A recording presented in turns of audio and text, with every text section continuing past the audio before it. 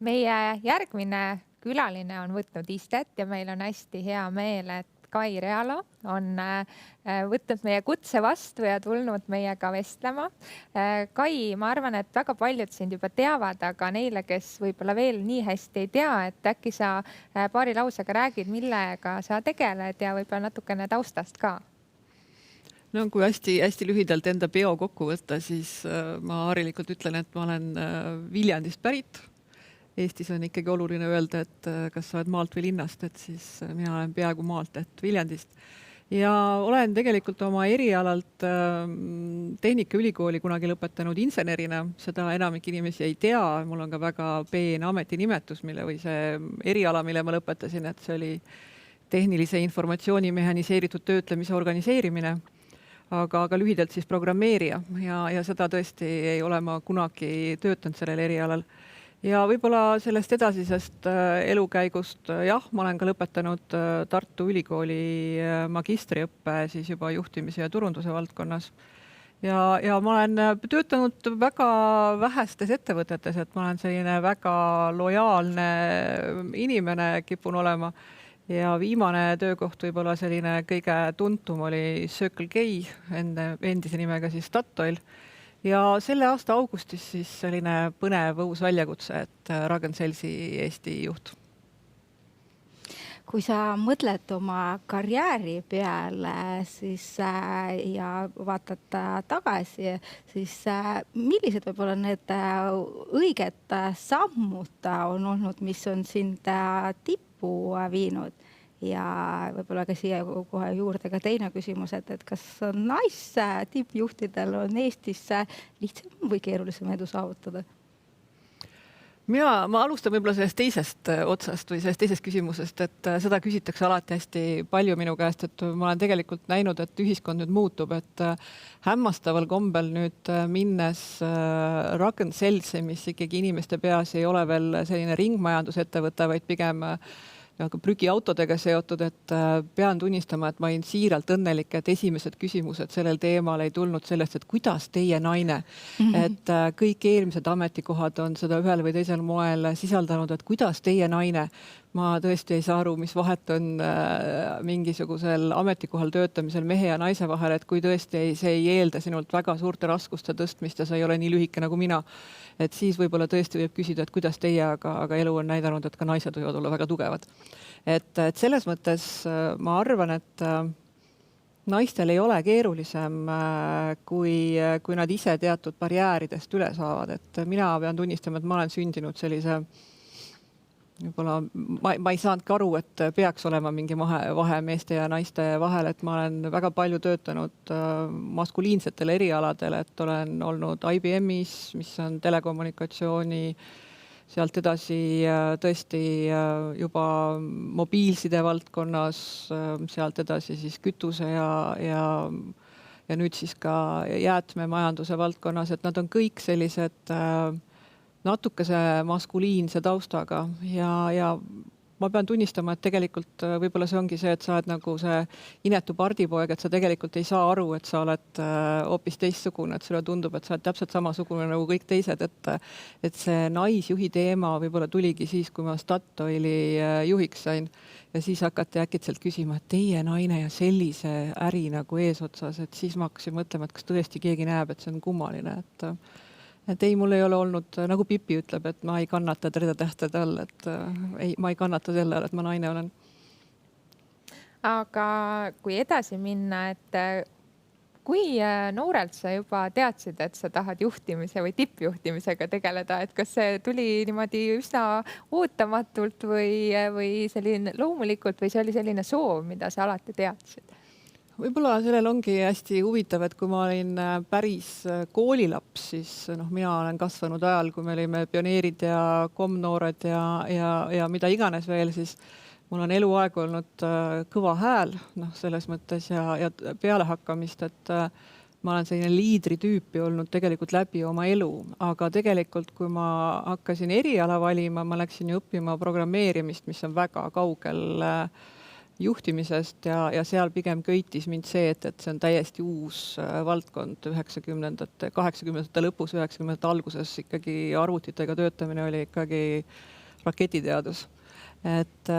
sel juhul ma ei mõelnud juhiks saamisele, ma tahtsin lihtsalt töötada millegagi, mis on huvitav, mis on uus, innovaatiline. Ja see juhiks saamine tegelikult ilmselt mingil hetkel ikkagi need loomuomased sellised vastutuse võtmine teatud asjades, korraldamine, et need jooned lihtsalt löövad ühel hetkel välja. Ja selliseks teadlikumalt juhi poole ma hakkasin küll liikuma alles sellises karjääri keskpaigas, et siis ma sain aru, et mul tuleb see lihtsalt hästi välja, et ta tuleb võib-olla paremini välja kui mõnedel teistel ja hakkasin ka väga teadlikult ennast nagu juhiks arendama, et olla siis väga erinevate inimeste jaoks sobiv juht.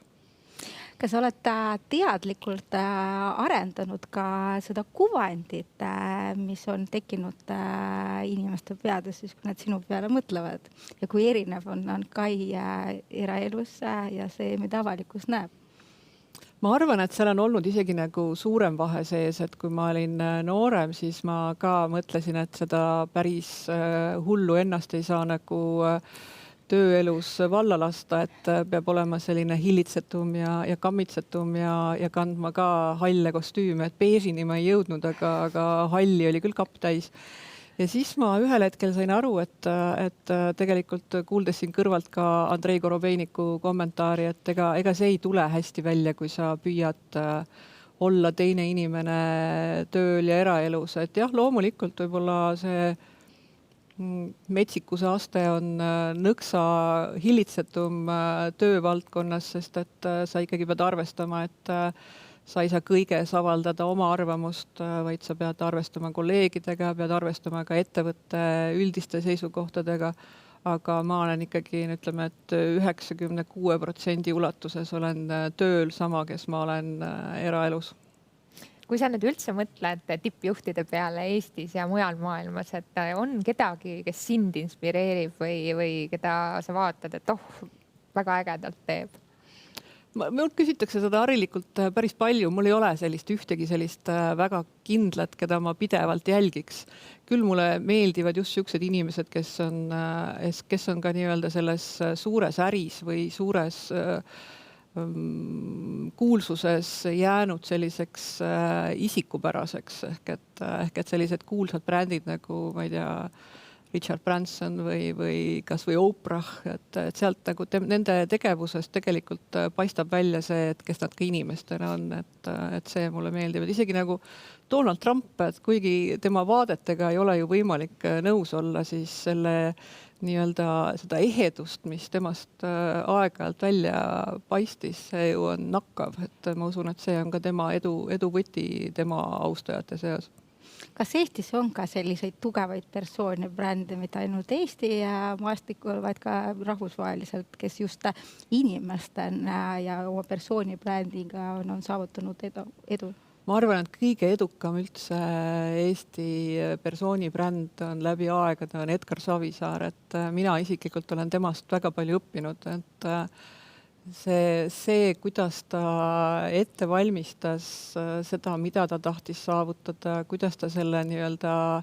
emotsionaalselt välja käis, kuidas ta arvestas oma sihtrühmade ootustega, see minu arvates oli kõrgem pilotaaž. Tema intervjuud on minu arvates nagu legendaarsed, et ma arvan, et ükski ajakirjanik ei taha vestelda Edgar Savisaarelt šnitti võtnud inimesega, et küsid mida iganes, siis ta vastab, et jah, just sellest ma tahtsin teile rääkida ja siis räägib täiesti sellest, mida ta tegelikult tahtis rääkida, et minu arvates suur kuju, kui me räägime persooni brändist. Kui me juhtimisest või tippjuhtimisest räägime, et siis ikkagi kaasneb sellega mingis mõttes ka laval olemine, et on see siis oma töötajate hulgas või on see siis laiemale avalikkusele, et kas see on selline teema, et mis sinul tuli lihtsalt või oled sa kuidagi seda arendanud aastate jooksul? Eks ikka tuleb arendada, et kuigi jah, selline minu jaoks on isegi lihtsam minna väga suure auditooriumi ette, sest seal on selline teatav, kuidas ma ütlen, seal ei ole nii personaalne, sa annad nagu oma sõnumit edasi ja see on sinu valida, et mida sa järgmisena teed, et palju keerulisemad on sellised üks ühele või siis, ma ei tea, komisjoni ees seismine, noh, ka neid asju on elus tulnud ju küll ja küll, et aga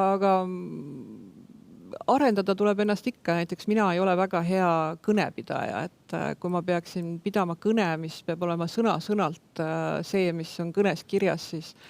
ma leian alati mingi põhjuse, kuidas see kellelegi teisele sokutada, et ma olen rohkem selline guašiga värviv tüüp, kes tuleb lavale ja lihtsalt räägib, et näiteks see kõnede ettevalmistamine on minu jaoks päris paras väljakutse.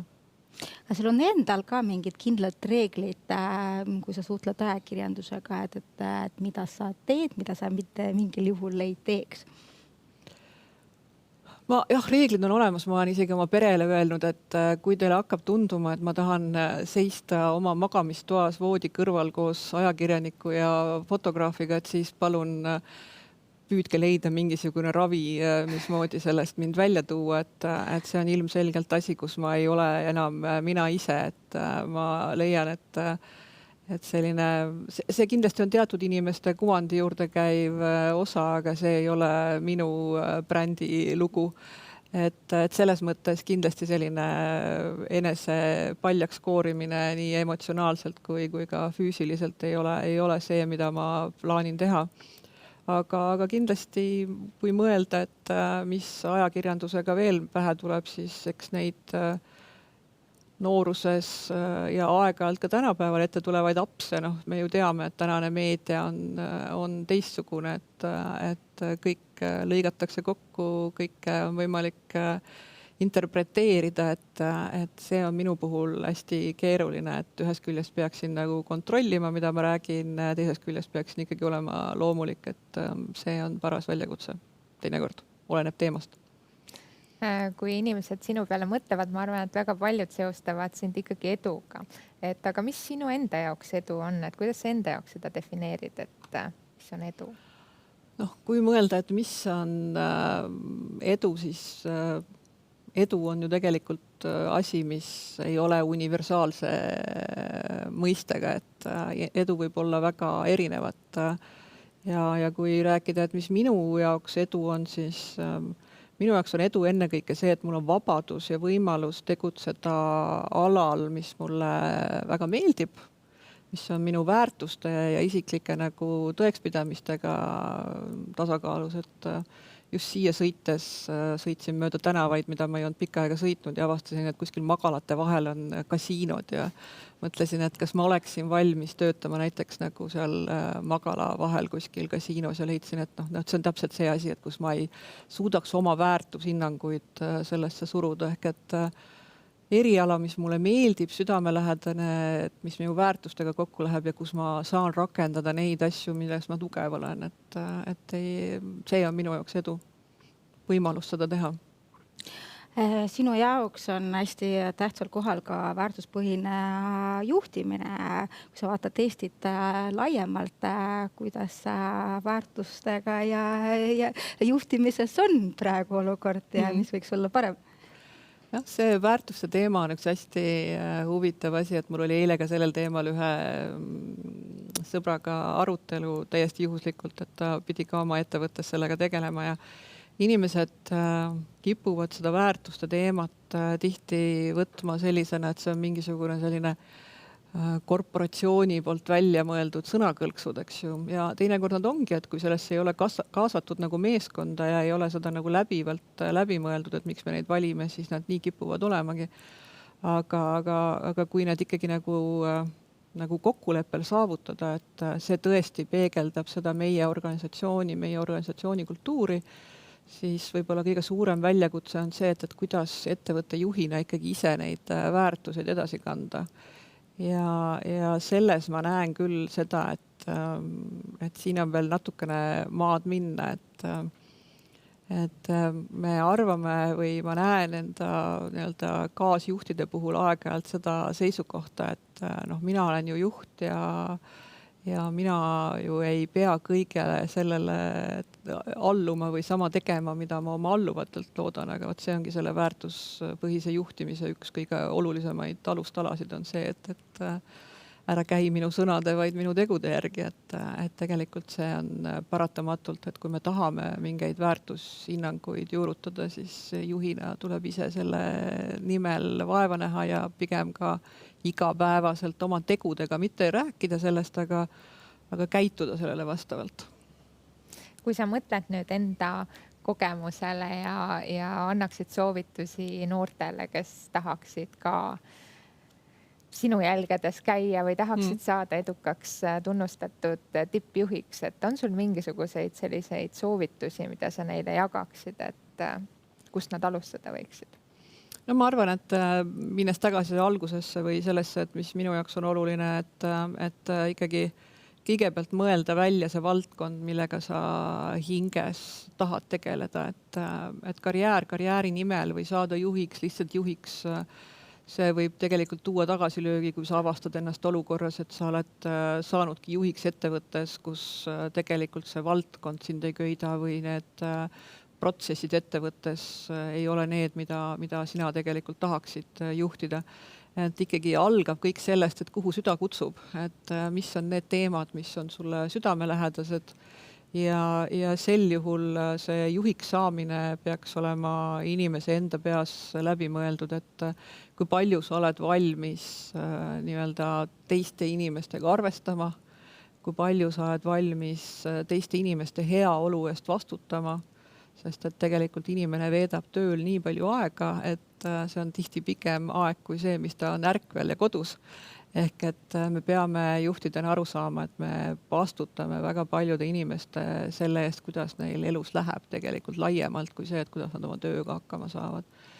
Ja kui selline asi on nagu okei, siis tegelikult on mõistlik lihtsalt enese teadliku arendamisega tegeleda, et täna ma arvan, et kõige suurem väljakutse on see, et see juhtimisstiili tuleb kohandada hästi palju, sest et õudust tööturul on tulnud milleeniumi põlvkond ja tulemas on mõnes mõttes veel keerulisem seltskond kui milleenium, kus lihtsalt tuleb keelitada, meelitada ja lohutada, siis Z-generatsioon, kes on nagu 3-aastane, kes tahab kõige asja kohta teada, miks. Et see on ilgelt tüütu ja kindlasti on juhte, kes tegelikult tahaks, et pane suu kinni ja mine tee tööd, aga seda põlvkonda juba niimoodi tööle ei pane, et tegelikult ikkagi kõiges peab see väike miks sees olema. Väga hea, et sa seda teemat puudutasid, sest ma vaatan, et meie vaatajatel on täpselt sama küsimus tekkinud, et kas ja mis on muutunud aastatega juhtimisstiilides. Et ma küsiks veel siia otse, kui me raamatut kirjutasime, siis üks Gallupi uuring tõesti raputas meid, mis näitas seda, et 85% inimestest vihkavad oma tööd. Minu küsimus sulle, kelle vastutada see on ja kuidas seda olukorda muuta ja parandada? No, siin ma ütlen küll, et võib-olla aastaid tagasi, kui me rääkisime sellest, et ainukene töökoht oligi kuskil tehases treipingi taga töötada, siis võib-olla tõesti oli see, et sul ei olnud töökohtade valikuid ja võis öelda, et elu on raske ja kuidagi on see nii juhtunud ja süüdistada kõike enda ümber. Siis täna Eestis see inimene, kes töötab ametikohal, mida ta vihkab, siis see inimene on paraku selles ise süüdi, et absoluutselt on võimalik valida Eestis igal inimesel, absoluutselt igal erialal endale töökoht, mis on teda väärtustav ja talle sobiv. Et mina julgen küll väita, et täna ikkagi need inimesed, kes oma tööd ei pea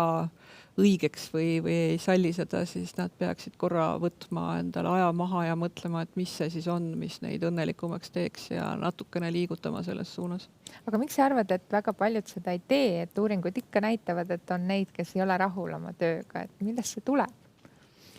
No, võib-olla on ka küsimus selles, et mis siis selle rahulolematuse põhjus on, et näiteks ka ise suurettevõtte juhina töötanuna võin öelda, et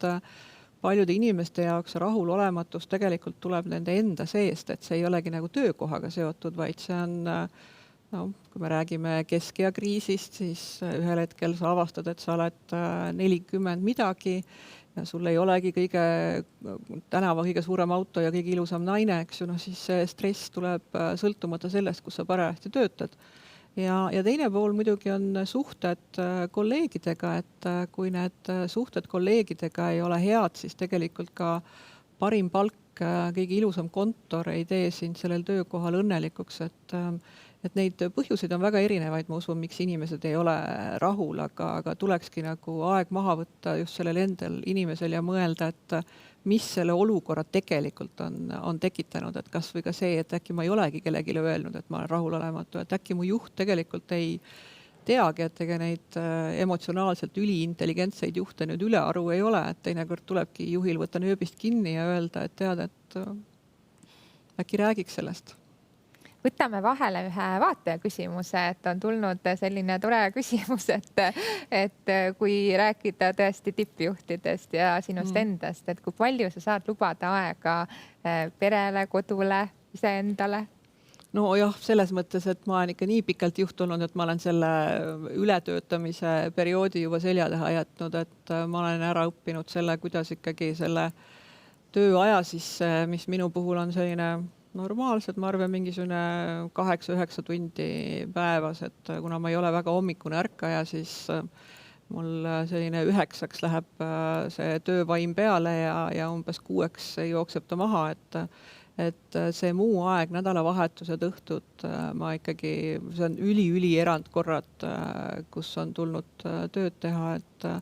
jah, tööpäevad on selle võrra intensiivsemad, et mul ei ole seal väga suuri aknaid, kus mõelda ja lihtsalt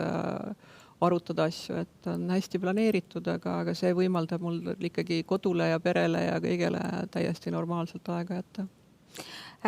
Teine küsimus ongi seotud selle läbipõlemisega, et kuidas, kas oma kogemuste põhjal võid soovitusi jagada, kuidas siis seda märgata õigel ajal ja ennetada? Jah, eks ma arvan, et mina oma kogemuste põhjal saan öelda, et ma märkan seda siis, kui ma hakkan endale mitte loomupäraselt käituma. Ja ma usun, et võib-olla ise on seda teinekord keeruline tähele panna, aga oma kolleegide puhul kindlasti on seda lihtsam tähele panna, et need, kes on sellised rõõmsamad ja optimistlikumad, muutuvad kurjemaks ja kinnisemaks ja need, kes on kinnisemad, need hakkavad võib-olla asju loopima, et ma ei mõtle nüüd päris vastu seina, aga et ma ei tea, märkmik läheb lauale suure prõntsuga ja uks läheb kinni suurema pauguga, et sellised märgid tegelikult näitavad, et inimesel on selline stressitase, mida ta võib-olla juba, tal on keeruline kanda. Ja minul tuleb see harilikult siis peale, kui mulle tundub, et üks on laisk ja teine on loll ja mina pean üksinda rabama, et see on selline eestlased klassikaline klišee, et kõik tuleb ju kuidagi ära teha, et siis ma kasutan sellist vana nõksu, mis ikka abiks on, et võtad valge paberilehe ette ja paned kirja kõik asjad, mis sulle tunduvad, et nüüd maailm kukub kokku, kui sa neid kohe ära ei tee, eks ju. Ja kui nad on kuidagi nagu paberile saanud, siis ühel hetkel saad aru, et tegelikult mõned asjad saab täiesti rahulikult, et sul on küll peas see teema nagu käib, nagu ma ei tea, rattas kogu aeg. Aga et kui sa tegelikult selle tegemata jätaksid, et siis või lükkaksid järgmisse nädalasse, midagi ei juhtu. Et tegelikult on selline nagu aju korrastamine on see, mis selle pinge maha võtab, et saad selle ketramise ajust maha ja läheb jälle normaalsemaks. Et soovitan kõigile, kellel tundub, et mitte midagi aega ei ole ja kõik on vaja ära teha, siis tuleb ikkagi korraks valideerida oma ajus seda, et kas see tegelikult ka nii on. Kas sul on veel mingeid selliseid häkke, et mida sa kasutad, millest võiks võib-olla teistel ka abi olla, et mingisuguseid nippe või ma harjumusi? tõesti olen õppinud planeerima oma aega ja mitte ainult seda aega, mis nagu kalendrisse kohtumisteks läheb, vaid ma planeerin ka selle aja, mis ma siis pean valmistuma selleks kohtumiseks, et